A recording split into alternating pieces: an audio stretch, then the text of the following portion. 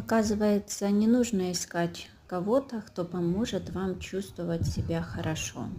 Нужно просто уйти от тех людей, кто тянет вас вниз.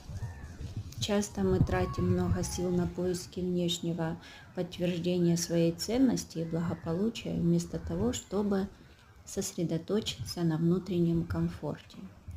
Необходимо помнить о внутреннем состоянии и ощущать себя, потому что внутреннее состояние создает нашу внешнюю жизнь.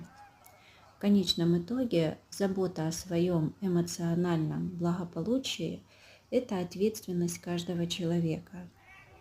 Поэтому самый эффективный способ сделать это – освободиться от тех людей и того окружения, кто тянет нас вниз.